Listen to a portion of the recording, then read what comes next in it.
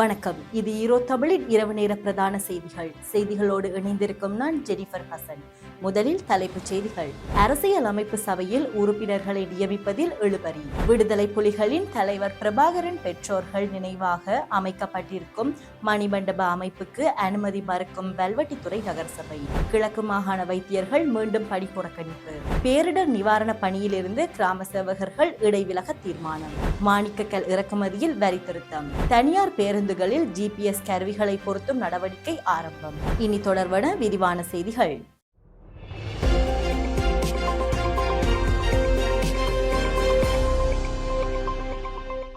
பிரதான அனுசரணை வழங்குவோர் நண்டீஸ் ரெஸ்டாரண்ட் அண்ட் கேட்டரிங் சர்வீசஸ்.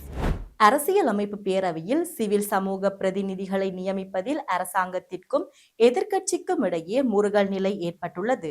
அரசியல் அமைப்பு சபையில் வெற்றிடமாகியுள்ள 3 சிவில் சமூக உறுப்பினர்களை நியமிப்பது தொடர்பாக பிரதமர் ஹரணி அமரசூரிய மற்றும் எதிர்க்கட்சி தலைவர் சஜித் பிரேமதாச ஆகியோரிடையே இன்னும் இணக்கப்பாடு ஏற்படவில்லை. அனுலா விஜயசுந்தர, பிரதாப் ராமானுஜ மற்றும் தினேசா சமணரத்ன ஆகியோரின் பதவிக்காலம் கடந்த வெள்ளிக்கிழமையுடன் முடிவடைந்த நிலையில் அரசியலமைப்பின்படி இந்த 3 உறுப்பினர்களுக்கு பதிலாக புதிய உறுப்பினர்கள் பிரதமர் மற்றும் எதிர்க்கட்சித் தலைவர் ஆகிய இருவரினதும் ஒருமித்த இணக்கப்பாட்டுடன் மட்டுமே நியமிக்கப்பட முடியும். இந்த நிலையில் பிரதமர் 7 பேர்களையும் எதிர்க்கட்சித் தலைவர் 10 பேர்களையும் முன்வைத்துள்ளனர். அதில் பிரதமர் முன்மொழிந்த முன்னாள் மாவட்ட செயலாளர் ஒருவரின் பெயரை எதிர்க்கட்சித் தலைவர் நிராகரித்துள்ளார். அவர் அண்மை கால செயற்பாடுகள் காரணமாக பக்கச்சார்பின்றி செயற்படுவார் என எதிர்பார்க்க முடியாது என சஜித் பிரேமதாச வாதிட்டுள்ளார். பேச்சுவார்த்தையில் சபாநாயகரையும் இணைத்துக் கொள்ள பிரதமர் யோசனை தெரிவித்துள்ளார். ஆனால் அரசியலமைப்பின்படி இது பிரதமர் மற்றும் எதிர்க்கட்சித் தலைவர் மட்டுமே எடுக்க வேண்டிய முடிவு என கூறி சஜித் பிரேமதாஸ் அதற்கு மறுப்பு தெரிவித்துள்ளார். இந்த 3 சிவில் சமூக உறுப்பினர்களின் நியமன தாமதமாவதால் உயர்நீதிமன்ற நீதியரசர்கள், போலீஸ் மாதிபர் போன்ற முக்கிய பதவிகளுக்கான நியமனங்களை அங்கீகரிக்கும் அரசியலமைப்பு பேரவையின் செயற்பாடுகள் பாதிக்கப்படலாம் எனவும் தெரிவிக்கப்பட்டுள்ளது. விடுதலை புலிகளின் தலைவர் பிரபாகரனின் பெற்றோர்கள் நினைவாக வேலுப்பிள்ளை பார்வதி அம்மாள் நினைவு மணிமண்டபம் அமைக்க வல்வெட்டித்துறை நகரசபையில் விண்ணப்பம் கையளித்து 45 நாட்கள் கடந்தும் நகரசபையால் அனுமதி வழங்கப்படவில்லை என ஏற்பாட்டாளர்கள் தரப்பில் குற்றச்சாட்டப்படுகிறது. புலம்பெயர்ந்து வசிக்கும் தேசிய தலைவர் வேலுப்பிள்ளை பிரபாகரனின் மூத்த சகோதரி ஜெகதீஸ்வரி மதியாவரிடத்தின் சொந்த ஆதனமான ஆலடியில் அவர்களது பெற்றோர்களான வேலுப்பிள்ளை பார்வதி அம்மாள் ஆகியோரின் நினைவாக ஒரு மணிமண்டபம் அமைப்பதற்கு கட்டடம் ஒன்றை கட்டுவதற்கான விண்ணப்பம் உரிய ஆவணங்களுடன் அதற்கான கட்டணத்தையும் செலுத்தி வல்வெட்டித்துறை நகர சபையில் கடந்த 3/12/2025 கையளிக்கப்பட்டது. எனினும் இதற்கு எதிராக போலீஸ் நிலையத்திலும் புலனாய்வுத் துறையிலும் முறைப்பாடு செய்து விசாரணைக்கு அழைக்கப்பட்டுள்ளனர். இந்த மண்டபம் நகரசபை கட்டளை சட்டத்திட்டங்களுக்கு அமைவாகவே தயாரிக்கப்பட்டு அதற்கான விண்ணப்பம் கையளிக்கப்பட்டுள்ளது. அதன் நகராட்சி மன்றத்தின் தொழில்நுட்ப அலுவலர், செயலாளர் ஆகியோரினால் சட்டத்திட்டங்களுக்கு அமைவாக தயாரிக்கப்பட்டுள்ளதா என்பதை சரிபார்த்து அதனை நகர அபிவிருத்தி அதிகார சபைக்கு 7 நாட்களுக்குள் அனுப்பி வைக்கப்பட வேண்டும். இதில் தவறுகள் இருப்பின் மாத்திரம் விண்ணப்பம் அனுப்பியவர்களுக்கு கடிதம் மூலம் தெரியப்படுத்தினால் அவர்கள் திருத்தி அனுப்பப்படுவார்கள். அதற்கு பின்னர் திருப்பப்பட்ட விண்ணப்ப படிவம், வரைபடம் ஆகியவற்றை நகர அபிவிருத்தி அதிகார சபைக்கு அனுமதிப்பதற்காக அனுப்பி வைக்கப்படும். விண்ணப்பம் கையளிக்கப்பட்டு 21 நாட்களுக்குள் அனுமதி வழங்கியிருக்க வேண்டும்.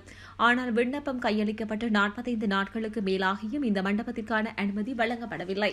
இதனால் எதிர்பார்த்த காலத்திற்குள் கட்டட வேலைகள் ஆரம்பிக்க முடியாதுள்ளதாக சம்பந்தப்பட்ட தரப்பினர் கவலை வெளியிட்டுள்ளனர். கிழக்கு மாகாணத்தில் உள்ள வைத்தியசாலைகளில் இன்றைய தினம் வைத்தியர்கள் பணி பகிஷ்கரிப்பினை முன்னெடுத்துள்ளதால் வைத்திய சேவைகள் இன்றி பொதுமக்கள் பெரும் சிரமத்தை எதிர்கொண்டுள்ளனர்.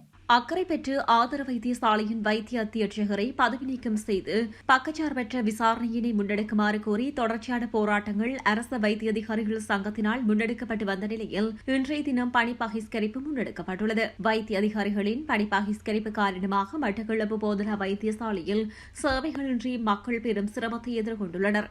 மட்டக்களப்பு போதனா வைத்தியசாலையின் ஆரம்ப வைத்திய சேவை பிரிவு மற்றும் கிளினிக் சேவைகளில் வைத்தியர்கள் வருகை தராத காரணத்தினால் பல்வேறு பகுதிகளிலும் இருந்து வருகை தந்த பல்வேறு மக்கள் பல்வேறு கஷ்டங்களையும் எதிர்நோக்கியுள்ளனர். அத்துடன் தமது கோரிக்கைக்கான சாதகமான தீர்வு கிடைக்கும் வரையில் போராட்டம் தொடரும் என அரச வைத்திய அதிகாரிகள் சங்கத்தின் மட்டக்களப்பு மாவட்ட கிளையினர் தெரிவித்துள்ளனர். டிட்வா புயலினால் பகுதியளவில் சேதமடைந்த வீடுகளுக்காக அரசாங்கத்தினால் வழங்கப்படும் 5 லட்சம் ரூபாய் கொடுப்பனவை வழங்கும் பணிகளில் இருந்து இன்று முதல் விலகிக் கொள்ள கிராம உத்தியோகத்தர்கள் தொழிற்சங்கம் கூட்டமைப்பு தீர்மானித்துள்ளது. குறித்த கொடுப்பனவுகளை வழங்குவதற்காக வெளியிடப்பட்டுள்ள சுற்றறிக்கையில் உள்ள குறைபாடுகள் காரணமாகவே இந்த தீர்மானத்தை எடுத்ததாக அந்த சங்கத்தின் இணைத் தலைவர் நந்தன ரணசிங்க குறிப்பிட்டுள்ளார்.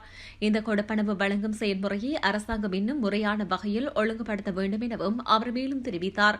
டிட்வா புயலினால் பகுதியளவில் பாதிக்கப்பட்ட வீடுகளுக்கு தலா 5 லட்சம் ரூபாய் வழங்க அரசாங்கம் தீர்மானித்திருந்தது. ஆனால் இது தொடர்பான சுற்றறிக்கையில் கடுமையான குறைபாடுகள் இருப்பதாக கூறி பிரதேச செயலாளர்கள், உதவி பிரதேச செயலாளர்கள் சங்கம் மற்றும் அரசு கணக்காய்வாளர்கள் சங்கம் என்பன ஏற்கனவே இந்த பணிகளில் இருந்து விலகியிருந்தன. இதனையடுத்து அந்த பணிகளை முன்னெடுக்கும் பொறுப்பு கிராம உத்தியோகத்தர்களிடம் ஒப்படைக்கப்பட்டது. எனினும் இன்று முதல் தாங்களும் அந்த பணிகளில் இருந்து விலகுவதாக கிராம உத்தியோகத்தர் தொழிற்சங்க கூட்டமைப்பு அறிவித்துள்ளது. நாட்டின் மாணிக்கக்கல் மற்றும் ஆபரண கைத்தொழிலுக்கு தேவையான மூல மாணிக்க கற்களை இறக்குமதி செய்யும் போது விதிக்கப்படும் வரி முறைகளை திருத்தம் மேற்கொள்ள தீர்மானித்துள்ளதாக தேசிய ரத்தினக்கல் மற்றும் ஆபரண அதிகார சபை தெரிவித்துள்ளது. இந்த துறை சார்ந்தவர்களுக்கு சலுகைகளை வழங்குவதையும் மாணிக்கக்கல் ஏற்றுமதி மூலம் ஆண்டுக்கு $1 பில்லியன் வருமானத்தை ஈட்டும் இலக்கை அடைவதையும் நோக்கமாக கொண்டு இந்த நடவடிக்கை எடுக்கப்பட்டுள்ளதாக அந்த அதிகார சபை குறிப்பிட்டுள்ளது. அரசாங்க தகவல் திணைக்களத்தில் நடைபெற்ற ஊடகவியலாளர் சந்திப்பில் கலந்து கொண்டு உரையாற்றிய அந்த அதிகார சபையின் தலைவர் SP சமிந்த இது இறக்குமதியாளர்களுக்கு பெரும் நிவாரணமாக அமையும் என தெரிவித்தார்.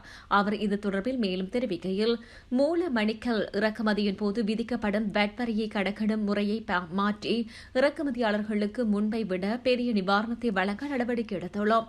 எமது புதிய முன்மொழிவின்படி கொண்டுவரப்படும் ஒரு பொதிக்கு ஒரு குறிப்பிடப்பட்ட பெறுமதியை நாங்கள் நிர்ணயிப்போம். வெளிநாடுகளில் இருந்து கொண்டுவரப்படும் பெறுமதிமிக்க கற்களான ரூபி, சைப்ஜர், எமரல்டு போன்ற வகை கற்களை இறக்குமதி செய்யும் போது ஒரு கிலோகிராமின் பெறுமதியை சுமார் $900 நாங்கள் மதிப்பிடுவோம். அந்த $900க்கே வட் வரி கணக்கிடப்படும். அத்துடன் $200 இருந்த சுங்க கட்டணத்தையும் இந்த புதிய நடைமுறையினூடாக நீக்கியுள்ளோம் என அவர் குறிப்பிட்டுள்ளார்.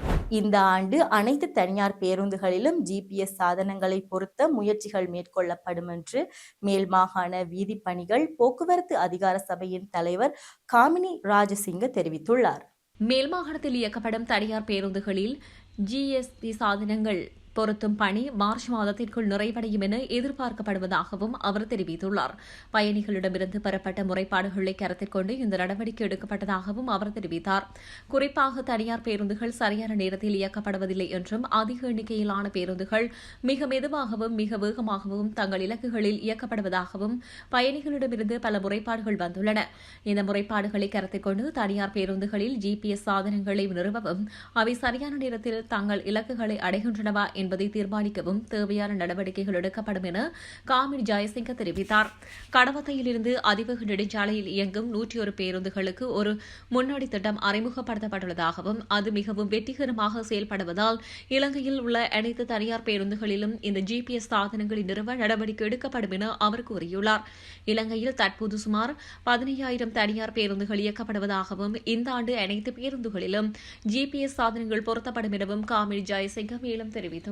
முன்னாள் ஜனாதிபதி ரணில் விக்ரமசிங்கவின் லண்டன் பயணம் தொடர்பான வழக்கு விசாரணை மன்றாடியார் நாயகம் விராஜ் தயாராயகவின் நேரடி கண்காணிப்பின் கீழ் கொண்டுவரப்பட்டுள்ளது. ரணில் விக்ரமசிங்க லண்டன் சென்றபோது அரசு நிதியை முறையற்ற வகையில் பயன்படுத்தியதாக குற்றம் சுமத்தி தாக்கல் செய்யப்பட்டுள்ள வழக்கு விசாரணையே இவ்வாறு விராஜ் தயாரத்தினவின் பார்வைக்கு வழங்கப்பட்டுள்ளது. முன்னதாக லண்டனில் உள்ள வோல்வர்ஹாம்டன் பல்கலைக்கழகத்தில் தமது மனைவியின் பட்டமளிப்பு விழாவில் கலந்து கொள்வதற்கு ரணில் விக்ரமசிங்க சென்றிருந்தபோது 16.6 மில்லியன் ரூபாய் அரச நிதியை முறையற்ற வகையில் பயன்படுத்தியதாக குற்றம் சுமத்தப்பட்டுள்ளது.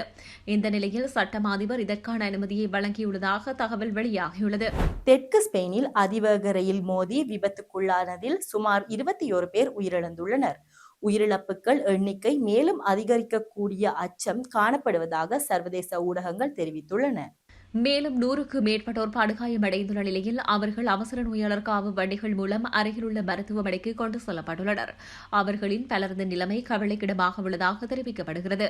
இந்த சம்பவம் ஹோர்டோபா நகருக்கு அருகிலுள்ள எடமுஸ் என்ற இடத்தில் அருகே நிகழ்ந்துள்ளது. அதிவேக ரயில் ஒன்று தண்டவாளத்தை விட்டு விலகி பக்கத்து தண்டவாளத்தில் மோதியதாக ஸ்பெயினின் ரயில்வே திணைக்களம் தெரிவித்தது. அந்த சமயத்தில் ஹுயல்வா நோக்கி எதிர் திசையில் பயணித்த மற்றொரு ரயில் தண்டவாளத்தை விட்டு விலகி விபத்துக்குள்ளானதாக கூறப்படுகிறது. விபத்து நடந்த இடத்திற்கு விரைந்து தீயணைப்பு படையினர் மற்றும் மீட்பு குழுவினர் சிதைந்த பெட்டிக்குள் சிக்கியுள்ளவர்களை மீட்கும் பணியில் தீவிரமாக ஈடுபட்டனர். விபத்து ஏற்பட்ட சந்தர்ப்பத்தில் 300க்கும் அதிகமான பயணிகள் அந்த ரயில்களில் பயணித்துள்ளதாக தகவல்கள் தெரிவிக்கின்றன. இந்த சம்பவம் தொடர்பில் கருத்து வெளியிட்ட ஸ்பெயினின் பிரதமர் பெட்ரோ சான்செஸ் நாடு பாரிய துக்கத்தை எதிர்நோக்கியுள்ளதாகவும் தெரிவித்துள்ளார். செய்திகளின் நிறைவாக மீண்டும் தலைப்புச் செய்திகள். அரசியல் அமைப்பு சபையில் உறுப்பினர்களை நியமிப்பதில் இழுபறி. விடுதலை புலிகளின் தலைவர் பிரபாகரன் பெற்றோர்கள் நினைவாக அமைக்கப்பட்டிருக்கும் மணிமண்டப அமைப்புக்கு அனுமதி மறுக்கும் வல்வெட்டித்துறை நகரசபை.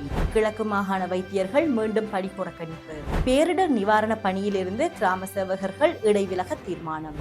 மாணிக்கக்கல் இறக்குமதியில் வரி திருத்தம். தனியார் பேருந்துகளில் GPS கருவிகளை பொருத்தும் நடவடிக்கை ஆரம்பம். இத்துடன் ஈரோ தமிழின் இரவு நேர பிரதான செய்திகள் நிறைவடைந்தன. நன்றி.